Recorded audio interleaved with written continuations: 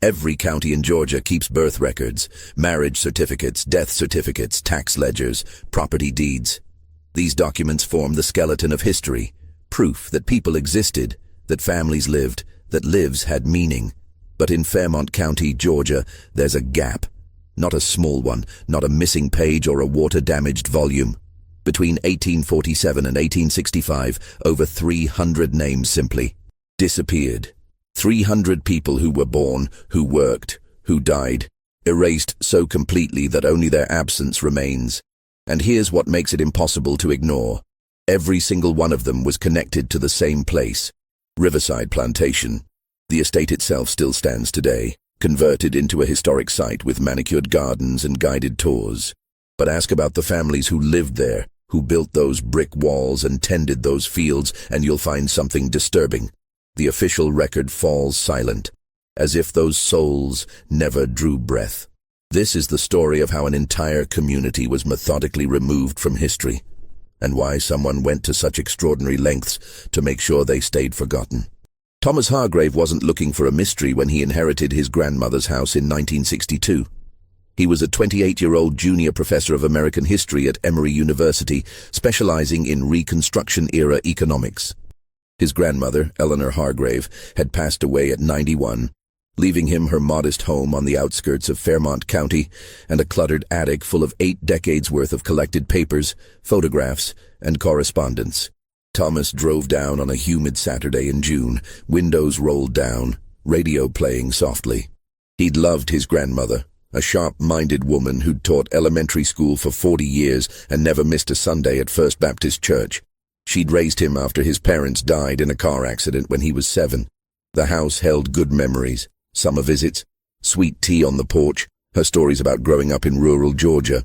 But Eleanor had also been a hoarder of paper. Every letter, every receipt, every church bulletin, she'd kept it all, organized in boxes labeled with her careful handwriting. Thomas spent the first week sorting through the parlor and bedrooms, setting aside items for donation, packing up kitchen goods. The attic he saved for last. When he finally climbed the narrow stairs on the following Saturday, pulling the cord to switch on the single bulb, he found exactly what he'd expected. Towers of cardboard boxes, an old dressmaker's mannequin, stacks of National Geographic magazines, a steamer trunk. What he didn't expect was the leather case. It sat on a high shelf, partially hidden behind a hat box. Dark brown, about the size of a briefcase, with tarnished brass clasps. The leather was cracked with age, but still intact. Thomas pulled it down, blew off the dust, and opened it. Inside were documents, old documents. Some on parchment, some on yellowed paper, all carefully organized in folders tied with ribbon. The first folder was labeled in faded ink. Riverside Plantation, Estate Records, 1835, 1866. Thomas felt his pulse quicken. As a historian, he knew the value of primary sources. Plantation records from the antebellum period were rare, often destroyed during the war or lost to time. This was a genuine find. He carried the case downstairs, cleared the dining table, and began to examine the contents. There were bills of sale, crop yields, correspondence between the plantation owner, a man named Nathaniel Wycliffe, and various merchants, banks, and cotton factors. Detailed inventories of farm equipment, livestock, building repairs.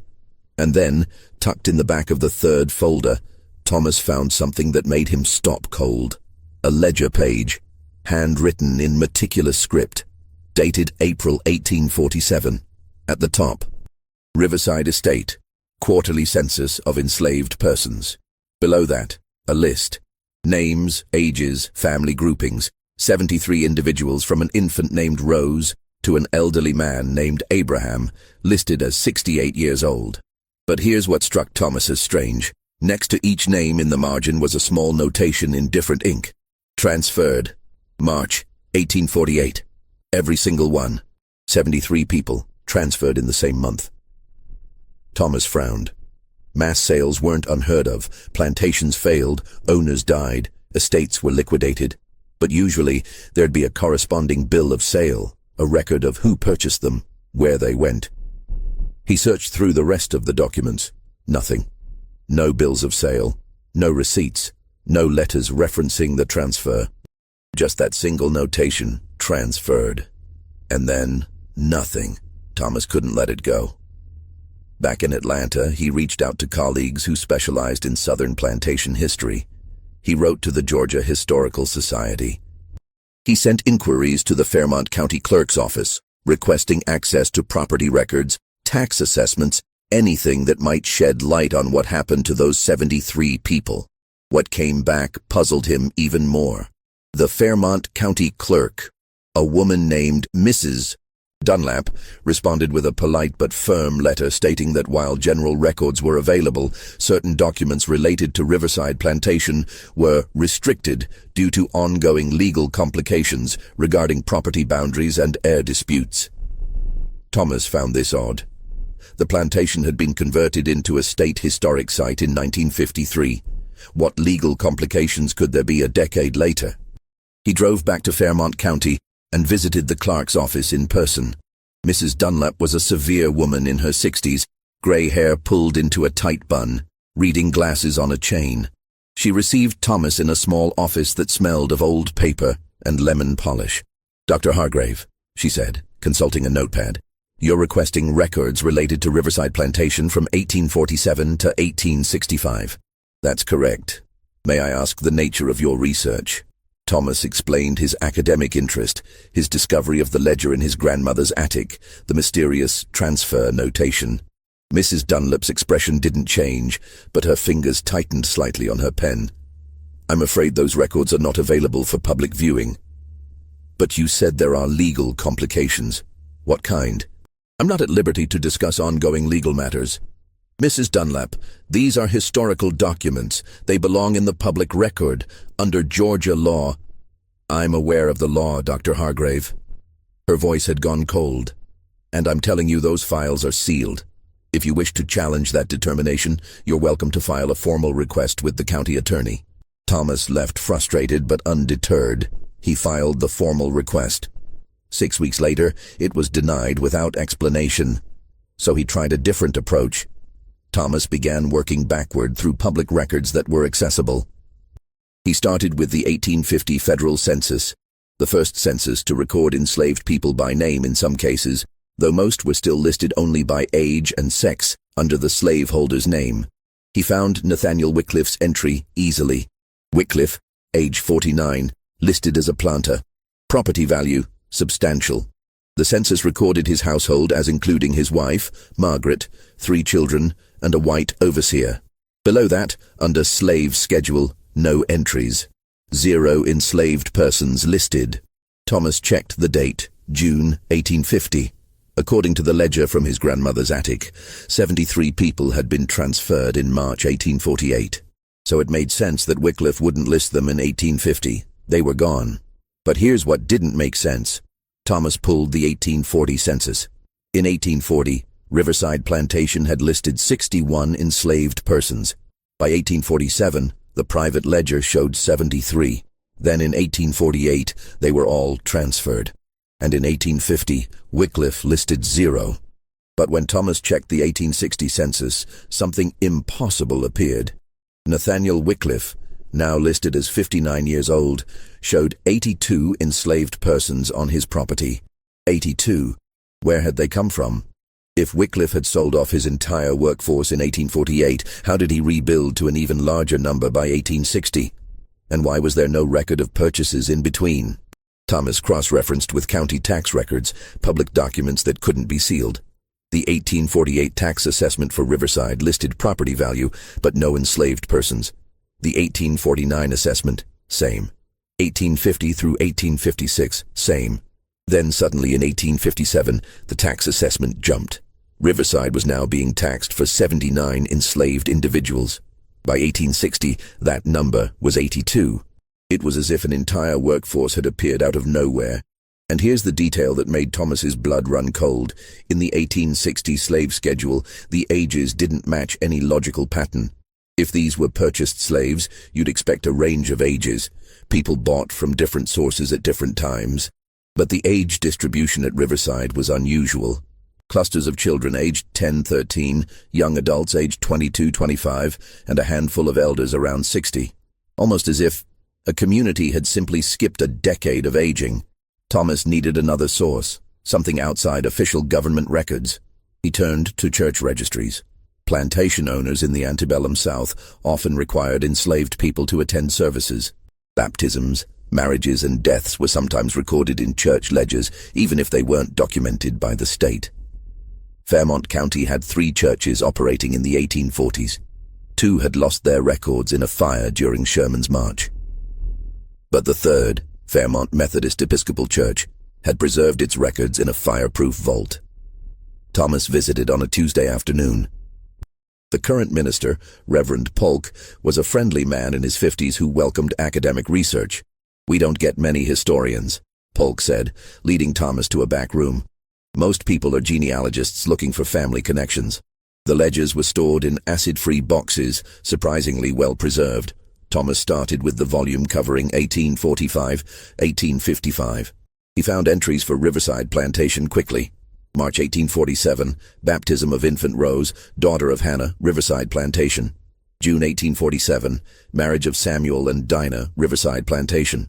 November 1847, burial of Abraham, aged approximately 68, Riverside Plantation. Normal entries. Lives documented with the sparse dignity the church could offer. Then, in February 1848, there was something different, a mass baptism. 43 people, all listed as of Riverside Plantation, baptized on the same Sunday. The names were written in a hurried hand, as if the recorder was overwhelmed by the number. Men, women, children, all receiving the sacrament at once. And then, after March 1848, nothing. No more births at Riverside, no marriages, no deaths. For 9 years, the plantation simply vanished from the church record. Then, in January 1857, entries began again.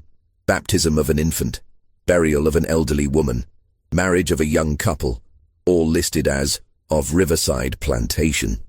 But the names were different. None of the names from 1847 appeared in the 1857 entries. It was as if the entire population had been swapped. Thomas sat back, his mind racing. Reverend Polk noticed his expression. "Find something interesting? Reverend, do you have any correspondence from that period?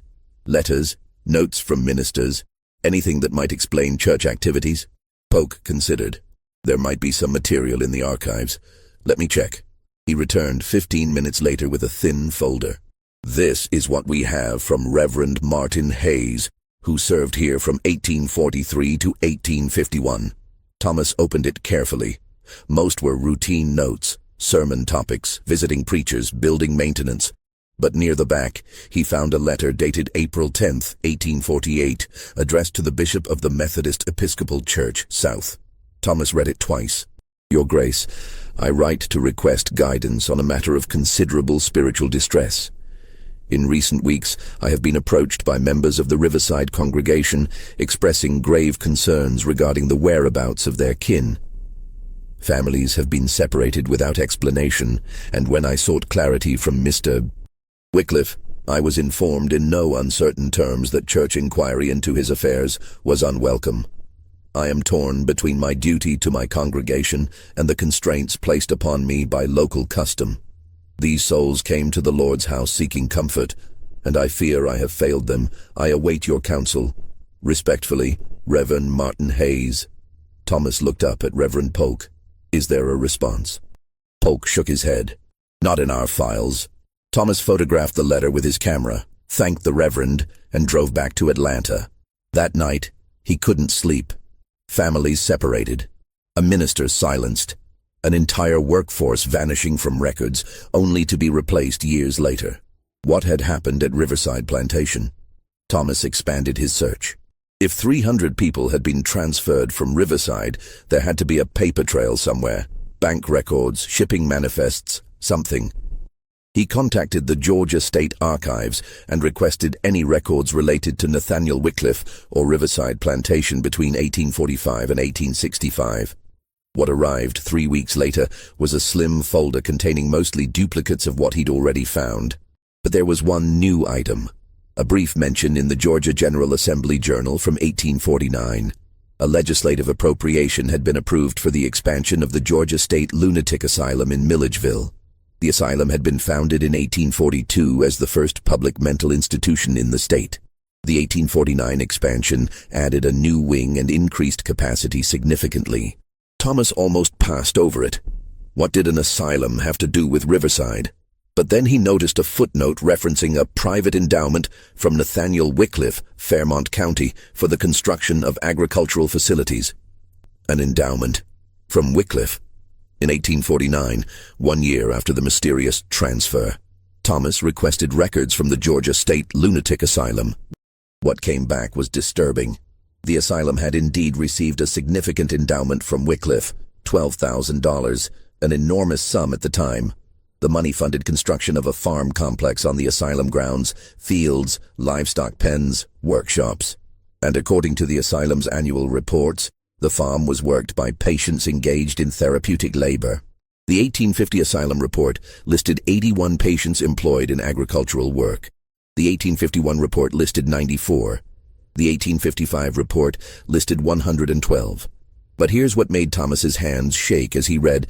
The asylum kept patient admission records, names, ages, counties of origin, diagnoses. Thomas requested access.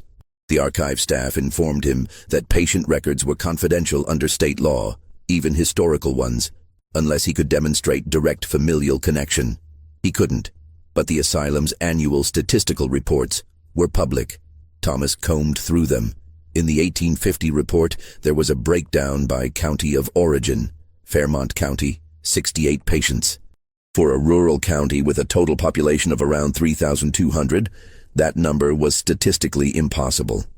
Mental illness didn't strike one county at 20 times the normal rate, unless those weren't patients. Thomas felt ice in his stomach. Thomas needed proof. He reached out to a colleague at the University of Georgia, Dr. Patricia Chen, who specialized in the history of mental institutions in the South. Over lunch in Athens, he explained what he'd found. Patricia listened, her expression growing more serious. "Thomas, what you're describing sounds like a diagnostic loophole," she said. In the 1840s and 50s, the definition of insanity was flexible, especially when it came to enslaved people.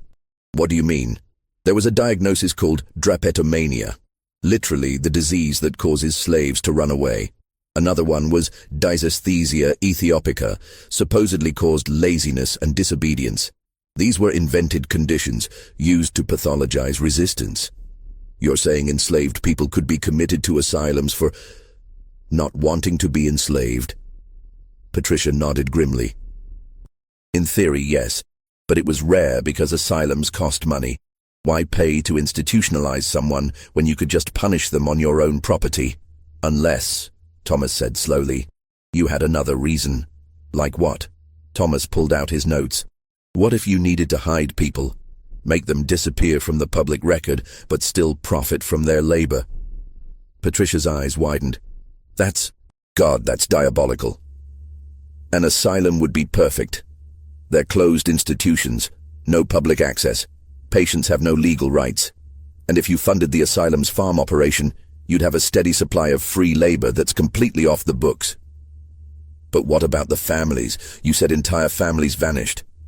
Thomas had thought about this. Families were units. If you wanted to erase someone's existence, you couldn't just take the adults. Children would grow up, tell stories, remember parents who were documented elsewhere. You'd have to take everyone, parents, children, even infants. Make it look like they never existed at all. Patricia was silent for a long moment. "You need to see those patient records," she finally said. "They're sealed." There might be another way. Patricia had a contact, a retired archivist named Mr. Osborne, who'd worked at the Georgia State Hospital, the modern name for the old asylum, for 30 years before retiring in 1959. He lived in Milledgeville, in a small house near the hospital grounds. Thomas drove down to meet him on a sweltering afternoon in August. Mr. Osborne was 83, thin and stooped, but his mind was sharp. He invited Thomas into a study lined with books and personal files.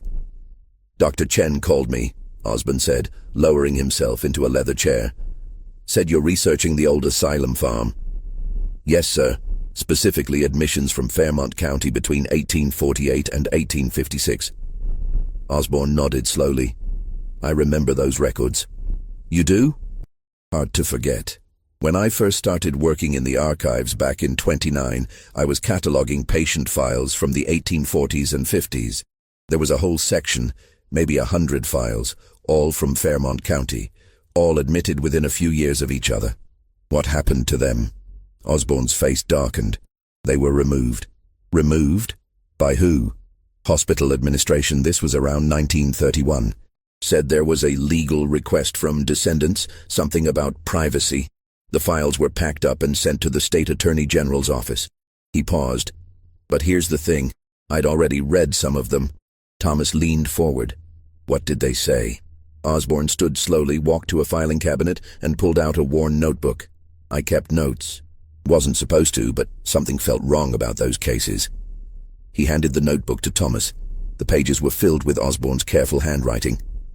Patient 847029, female, age 24, Fairmont County. Diagnosis, moral deficiency and hereditary melancholia. Admitted March 1848. Notes indicate patient is physically sound, capable of field labor. Assigned to farm detail. Patient 847031, male, age 19, Fairmont County. Diagnosis, idleness and resistance to discipline. Admitted March 1848. No evidence of mental disturbance. Assigned to farm detail. Patient 847044, female infant, age 8 months, Fairmont County. Diagnosis, at risk of inherited insanity. Admitted March 1848 with mother, patient 847043, assigned to nursery labor. Thomas felt sick. An 8-month-old baby, diagnosed as insane. Mr. Osborne, these people weren't patients. No, Osborne said quietly. They weren't. Did your notes say anything about who committed them? Osborne flipped to another page. All admission papers signed by Dr. Cyrus Brennan, Fairmont County physician, and co-signed by Magistrate Samuel Holt. Commitments authorized under Georgia Code, Section 17, Subsection 4. Persons of unsound mind posing danger to themselves or others. Thomas wrote down the names. Do you remember anything else? Osborne hesitated. There was one file I read that stayed with me. A woman, maybe 30 years old. Her diagnosis was listed as religious mania. The intake notes said she'd been found preaching sedition and encouraging disobedience among others of her race. What was her name? Osborne checked his notebook. Patient 84702, Judith. No surname recorded. Back in Atlanta, Thomas researched Dr. Cyrus Brennan. County records showed Brennan had practiced medicine in Fairmont County from 1844 until his death in 1872. He'd served as county physician, a position that gave him authority to sign commitment papers for the asylum. Thomas found Brennan's personal papers in the archives of the Medical College of Georgia. Most were unremarkable. Patient records, fee ledgers, correspondence about medical supplies. But in a folder labeled Professional Correspondence 1848, Thomas found a letter from Nathaniel Wycliffe. Dr. Brennan, I write to confirm our arrangement regarding the matter we discussed. The sum of $300 will be forwarded upon completion of the documentation. I trust your discretion in this affair, as the reputation of my estate and the stability of our community depend upon it. The individuals in question pose a risk, as you know, and their removal to the state facility serves both public safety and Christian charity. Yours in confidence, Nathaniel Wycliffe. Thomas read it 3 times. It was carefully worded, nothing explicitly incriminating. But the meaning was clear. Wycliffe had paid Brennan to falsify commitment papers. But why? What risk did 73 people, including infants, pose? Thomas needed to understand Wycliffe himself. Thomas drove to Riverside Plantation, now operated by the Georgia Historical Society as a museum. The estate was beautiful in a haunting way, a white-columned mansion overlooking the Oconee River, surrounded by ancient live oaks draped with Spanish moss. The old slave quarters had been reconstructed for educational purposes, and the tour guides offered a sanitized version of plantation life. Thomas paid for the tour, then asked to speak with the site director, Mr. Eugene Cartwright. Cartwright was a heavy-set man in his 50s, enthusiastic about local history, but clearly unaccustomed to serious academic inquiry. Dr. Hargrave, welcome. Always happy to assist researchers. Thomas showed him copies of the ledger from his grandmother's attic. I'm trying to trace what happened to the people listed here. 73 individuals, all marked as transferred in 1848. Do you have any estate records that might explain this? Cartwright studied the document, frowning. This is remarkable. I've never seen this ledger before. Where did you say you found it? My grandmother's attic. She lived in Fairmont County her whole life. Fascinating. Cartwright handed it back. But I'm afraid we don't have records from that period. Most of Riverside's papers were destroyed during the war. The county clerk mentioned ongoing legal issues. Do you know anything about that? Cartwright's friendly demeanor shifted slightly. Yes, there's been a complication. Some descendants of the Wycliffe family have disputed the state's ownership of certain historical materials. It's been in litigation for years. Which descendants? I'm not at liberty to say. There it was again, that wool. Thomas tried another angle. Mr. Cartwright, did Riverside have a cemetery? Of course. There's the family plot on the hill, where the Wycliffes are buried. What about a cemetery for enslaved people? Cartwright hesitated. There are unmarked graves on the east side of the property near the old fields. We've never excavated them out of respect. How many graves? We don't know exactly, maybe 100, possibly more. Can I see it? The cemetery, if it could be called that, was a clearing in the pines, maybe 50 yards from what had been the cotton fields. The ground was uneven with subtle depressions marking where graves had settled over time. No headstones, no markers, just earth and pine needles. Thomas walked slowly through the space, counting the depressions. He estimated close to 90 graves. But if Riverside had operated for decades, housing 60 to 80 enslaved people at any given time, there should have been far more burials. Disease, childbirth complications, accidents, old age. The death rate on plantations was tragically high. 90 graves seemed too few, unless people had been buried elsewhere, or not buried at all. Thomas felt the weight of it, the deliberate erasure, the methodical removal of evidence. He returned to the main house and asked Cartwright one more question. When did Nathaniel Wycliffe die? 1867, 2 years after the war ended. Is there a will? Cartwright blinked. I'd have to check. Could you? The will was on file at the Fairmont County Courthouse, a public document. Thomas obtained a copy the following week. It was a standard document for the time: distribution of property to Wycliffe's widow and 3 surviving children, provisions for debts to be paid from the estate. But there was a clause near the end that made Thomas stop breathing. Item 7. I direct my executors to destroy all personal ledgers, correspondence, and records pertaining to estate operations between the years 1847 and 1856, inclusive, as said documents contain matters of private business not suitable for public examination. This destruction shall be completed within 60 days of my death and verified by sworn affidavit. Destroy the records. Not preserve them. Not archive them. Destroy them. And according to a notarized affidavit attached to the will, dated September 1867, Wycliffe's son-in-law, Howard Preston, confirmed that all documents specified in Item 7 had been burned in accordance with the testator's wishes. Thomas sat in the courthouse reading room, the afternoon light slanting through tall windows. He now had pieces of a pattern, but not the full picture. 73 people vanished from Riverside in March 1848. Mass commitment to the asylum under false diagnoses, 9 years of silence in all records, sudden reappearance of an enslaved workforce in 1857, a will demanding destruction of evidence. But he still didn't know why. What had Wycliffe been hiding? The answer came from an unexpected source. Thomas was presenting his preliminary research at a conference on Southern economic history in November 1962. During the Q&A, an elderly professor from Duke University approached him. Dr. Hargrave, I was intrigued by your mention of Nathaniel Wycliffe. I came across that name years ago in a different context. Oh? Railroad contracts.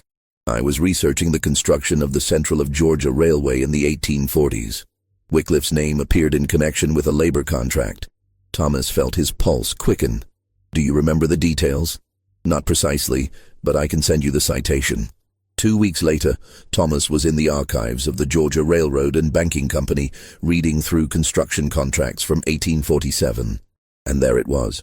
Contract dated November 1847 between the Central of Georgia Railway and Nathaniel Wycliffe for the lease of 70 able-bodied workers for railroad construction, term of 9 years, compensation $40 per worker per annum.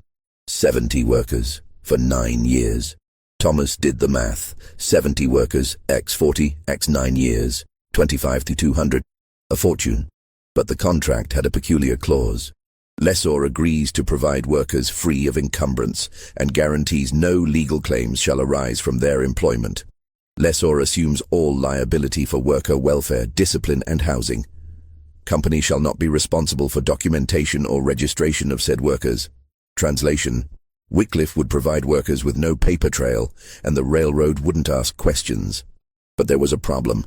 You couldn't lease enslaved people to a railroad company and just pretend they didn't exist. Slaves were property.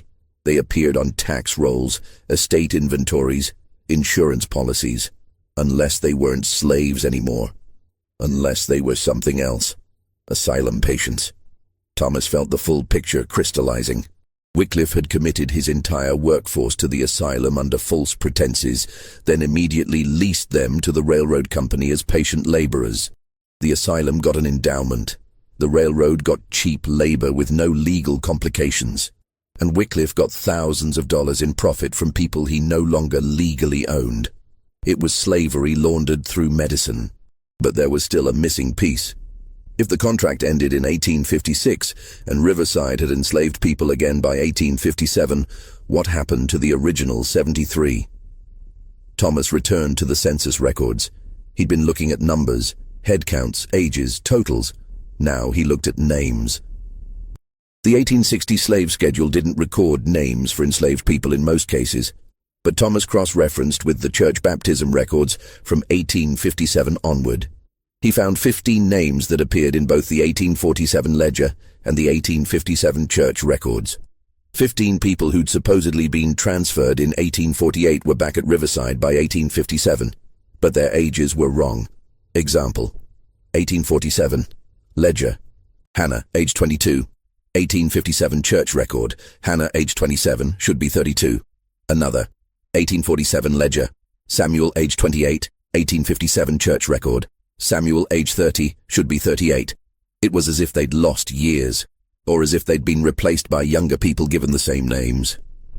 Thomas considered this. Enslaved people often had limited surnames and names were reused. It was possible these were different individuals. But 15 matching names seemed beyond coincidence. Then Thomas found something in the asylum's 1856 annual report that chilled him. A notation in the financial section: closure of agricultural labor program. Upon expiration of external contracts, farm operations reduced. Patient transfers: 41 returned to counties of origin. 27 transferred to state penitentiary. 18 deceased. Returned to counties of origin. 41 people sent back. Thomas checked the numbers. The asylum had listed 68 Fairmont County patients in 1850. By 1856, accounting for deaths and penitentiary transfers, around 40-45 would have been available for return. The math matched, but here's what didn't match. If those people were returned to Fairmont County, they should have appeared in the records. Thomas checked the 1857 county tax assessments for Riverside. 79 enslaved persons listed. But the age distribution was all wrong for people who'd spent 9 years in an asylum. There were too many young children, kids who would have been born during the asylum years, which meant either 1. The returned patients had children at the asylum, possible but unlikely given the harsh conditions. 2. Or Wycliffe had acquired a new workforce entirely, and the returned patients went somewhere else. Or option 3, the one Thomas didn't want to consider. The returned patients never made it back to any record at all. Thomas requested records from the Georgia State Penitentiary in Milledgeville. The response took 6 weeks. When it arrived, Thomas opened the envelope with shaking hands. The penitentiary had maintained detailed inmate records, and unlike the asylum, these were public after a certain period. Thomas scanned the admission logs for 1856. There they were. 27 inmates, all transferred from the Georgia State Lunatic Asylum in December 1856. All listed as colored, all from Fairmont County. Their crimes were listed as vagrancy, refusal to labor, disturbing the peace, incitement. Prison sentences, 20 years, 20 years for vagrancy. Thomas looked at the names. He recognized several from the 1847 Riverside Ledger.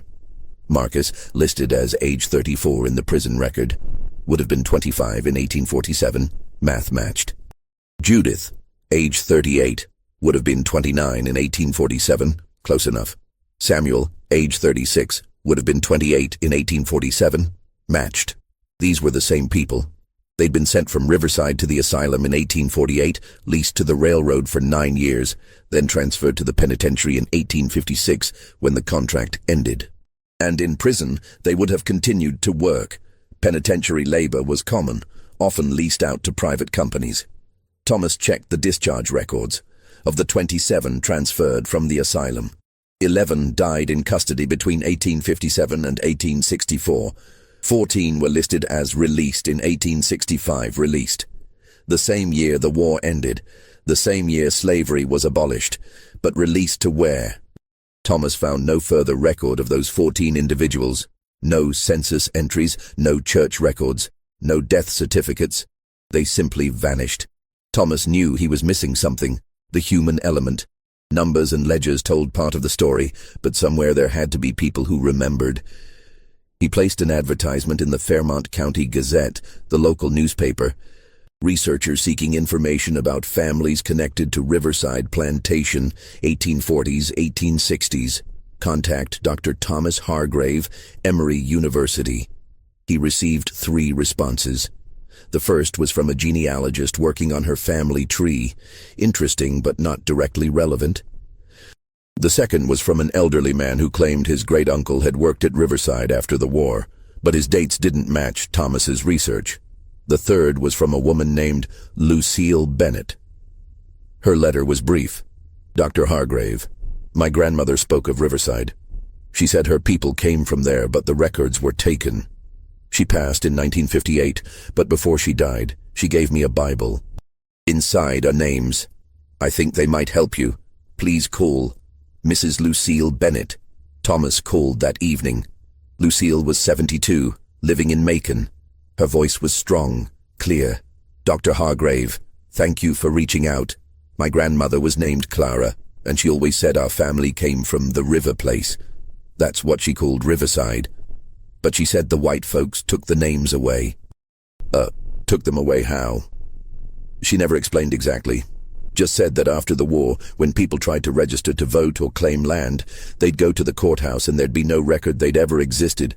No birth records, no marriage records. Nothing. Did she say why? She thought it was to keep people from claiming what was owed to them. If you were never documented as existing, you couldn't prove you'd been enslaved there, couldn't make claims for back wages or land. Thomas felt the pieces falling into place. Mrs. Bennett, you mentioned a Bible with names? Yes. It belonged to my great-great-grandmother Judith. She could write a little, taught herself.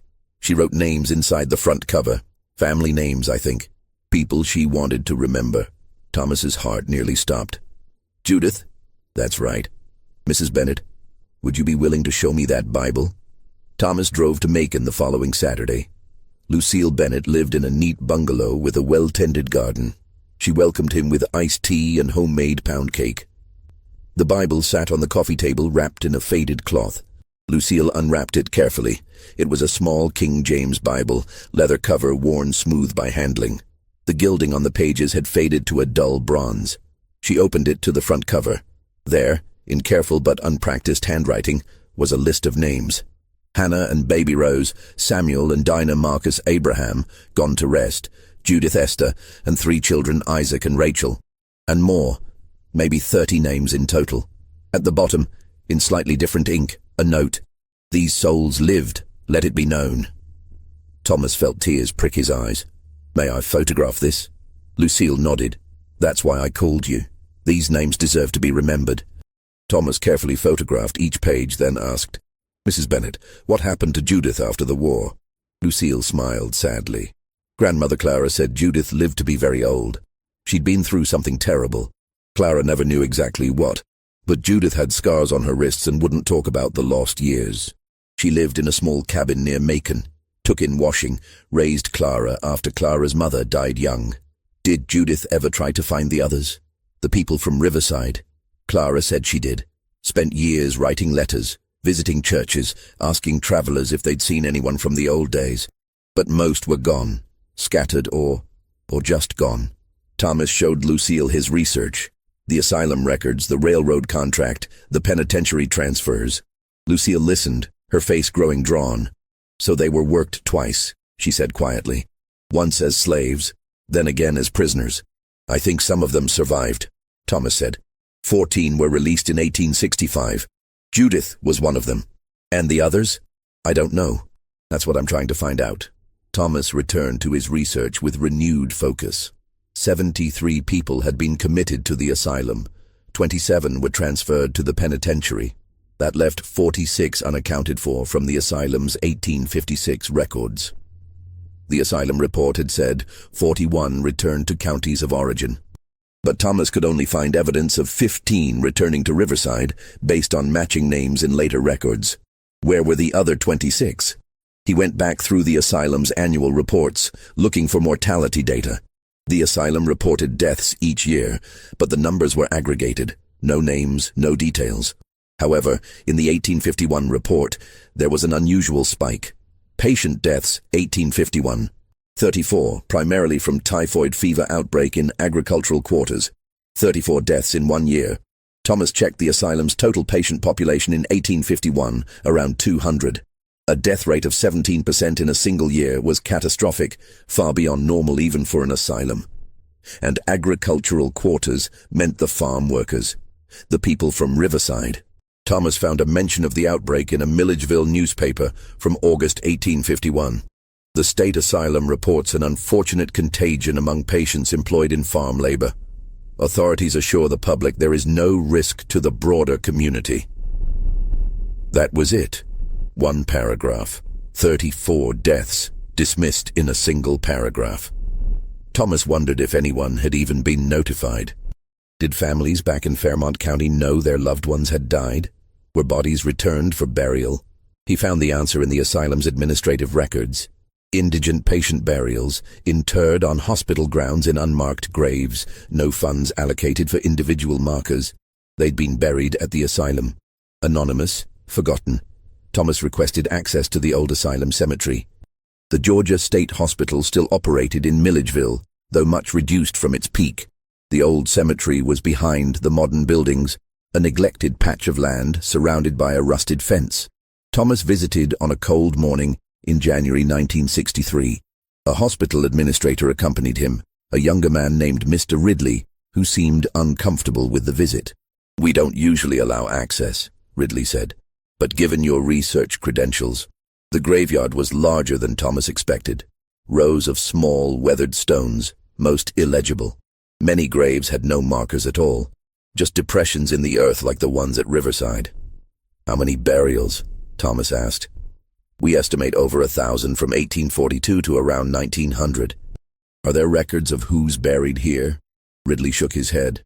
"Spotty at best. A lot of patients were admitted with no family contact, no next of kin. When they died, they were buried here." Thomas walked among the graves, looking for anything from 1851. He found a section with a few dated stones, 1849, 1850, 1852. But for 1851, the year of the typhoid outbreak, there were no individual markers. Just a long, low area where the ground had settled, indicating multiple graves. "Mr. Ridley, was there a mass burial site from the typhoid epidemic?" Ridley consulted a map he'd brought. "According to this old survey, yes. That area there." He pointed to the depression. 30 to 40 graves, unmarked. Thomas stood there in the cold, looking at the anonymous earth. 34 people who'd been stolen from their families, falsely imprisoned, worked until they died, and buried without a name. And somewhere, records had been deliberately altered to make sure no one would ever connect them back to Riverside Plantation. Thomas spent the next months trying to break through the sealed records at Fairmont County. He filed Freedom of Information requests. He contacted state legislators. He even wrote to the governor's office. Every request was denied. The reasons varied: ongoing litigation, privacy concerns, administrative backlog. But Thomas noticed a pattern. Every denial came through the office of the Fairmont County Attorney, Mr. Douglas Fairchild. Thomas researched Fairchild. He'd been county attorney since 1951, appointed by the county commission. Before that, his father had held the position. And before that, his grandfather. The Fairchild family had been county attorneys for 3 generations. Thomas dug deeper. He found that Harold Fairchild, the grandfather, had served as county attorney from 1889 to 1922, and Harold Fairchild had been married to Elizabeth Wycliffe Preston, the granddaughter of Nathaniel Wycliffe. The family connection was direct. Thomas now understood why the records were sealed. The current county attorney was protecting his ancestors' legacy. But Thomas also realized he had enough evidence to go public without the sealed records. He had the private ledger showing the transfer, the asylum admission patterns, the railroad contract, the will ordering destruction of evidence, the penitentiary records, Judith's Bible with the names. He wrote an academic paper titled Economic Exploitation Through Institutional Commitment, a case study of Riverside Plantation, 1847-1856. He submitted it to the Journal of Southern History in May 1963. It was accepted for publication in the fall issue. The article caused an immediate response. The Atlanta Constitution picked it up, running a front-page story. Scholar exposes slavery-era asylum scheme. Other newspapers followed. The Georgia Historical Society issued a statement promising to review all materials related to Riverside Plantation in light of Dr. Hargrave's research. And then, quietly, the Fairmont County Attorney's Office announced that certain historical records previously restricted would be made available to qualified researchers in the interest of historical accuracy. Thomas was granted access in November 1963. The sealed files contained exactly what he'd suspected: correspondence between Nathaniel Wycliffe and Dr. Brennan, arranging the false commitments, letters between Wycliffe and the railroad company negotiating labor rates, detailed ledgers showing payments received from the railroad, and most damning, a private accounting book showing how Wycliffe had invested the profits, purchasing more land, expanding operations, building the grand mansion that still stood at Riverside. All of it built on stolen labor, hidden behind medical certificates and institutional walls. But the files also contained something Thomas hadn't expected. A ledger marked Returns, 1856-1857. It listed 41 names, the patients returned from the asylum. Next to each name, a destination. 15 listed as Riverside Plantation. 12 listed as transferred to Simmons Estate, Burke County. 14 listed as sold, destination unrecorded, sold. Even though slavery was legal, this was different. These people had been institutionalized as patients, then sold as if they were still property Wycliffe owned. It was a legal impossibility, unless no one was looking, and no one had been. Thomas spent the winter of 1963 compiling a complete list. Using the Riverside Ledger, the asylum notes from Mr. Osborne, the penitentiary records, and Judith's Bible, he reconstructed as many names as possible. He identified 68 individuals with reasonable certainty, 34 who died at the asylum, 27 who were transferred to the penitentiary, 7 who were returned and later sold to other estates. The remaining 5 couldn't be traced. Thomas published a follow-up article in early 1964, this time including the names. He sent copies to historical societies, genealogical organizations, and black churches throughout Georgia, hoping descendants might recognize their ancestors. The responses came slowly at first, then in a flood. Letters from families who'd been searching for generations for proof of their lineage. A woman in Savannah who recognized her great-great-grandfather's name, Marcus, who died in the penitentiary in 1863. A man in Atlanta whose family oral history spoke of an ancestor named Esther, who'd disappeared during the hard times and was never heard from again. Each connection was a small restoration, a name pulled back from oblivion. But Thomas knew the full truth would never be recovered. The deliberate destruction of records had been too thorough. In March 1964, Thomas received a package from an unexpected source. The return address was simply, "A Friend of Truth, Fairmont County." Inside was a single piece of paper, aged and brittle. It was a page torn from what appeared to be a personal diary, dated June 14, 1857. The handwriting was educated, flowing. Today marks the final resolution of the matter that has weighed upon my conscience these 9 years. The last of the workers returned from Milledgeville have been disposed of through sale to interests in Alabama and Mississippi, where inquiry is unlikely. The records have been amended at the courthouse, the church registry purged of inconvenient entries, and Dr. Brennan has assured me his files contain nothing that could cause difficulty. I confess a certain relief, though I cannot claim a quiet conscience. What was done for preservation, of order, of property rights, of the natural hierarchy God ordained. Those who would have disrupted that order through rebellion or flight are now beyond such mischief. The new workers acquired from the auctions in Savannah are young, tractable, unburdened by the seditious influences that plagued the previous group. Riverside shall prosper. I commit this account to private pages never to be disclosed. N.W. Nathaniel Wycliffe. This was his confession. Thomas held the page carefully, reading it again and again. Seditious influences disrupted that order. The final piece fell into place. The original workforce hadn't been randomly committed to the asylum. They'd been targeted, probably for organizing, for planning resistance, for attempting escape. And rather than face a potential revolt or mass escape attempt, both of which would have attracted attention and possibly legal consequences, Wycliffe had used the asylum system to disappear them entirely. By the time they were released or transferred, they'd lost years of their lives, their families had been scattered, and any chance of organized resistance was gone. It was a calculated erasure. Thomas never discovered who sent the diary page. He suspected it was someone from the Fairchild family, tired of protecting a shameful legacy. But the sender never identified themselves. In 1966, Thomas Hargrave published a book, The Vanished: How One Georgia Plantation Erased 300 Lives. It became required reading in Southern history courses. The state of Georgia officially acknowledged the asylum scheme and issued a formal apology to descendants. Riverside Plantation revised its tours to include the full, unvarnished history. And in the unmarked cemetery on the east side of the property, the Georgia Historical Society erected a monument, a simple stone marker with the names Thomas had recovered, 68 souls, listed in alphabetical order. At the bottom, an inscription. These lives were hidden but not lost. These names were taken but now restored. May they be remembered. Lucille Bennett attended the dedication ceremony, her grandmother Clara's Bible held close. She placed a bouquet of white roses at the base of the monument. "For Judith," she said quietly, "and all the ones whose names we'll never know." Thomas stood beside her, looking at the names carved in stone. He thought about the deliberate cruelty of erasure, not just enslaving people but removing even the proof they'd existed. And he thought about the power of memory. How one Bible, one ledger, one person determined to remember could pull the truth back from darkness.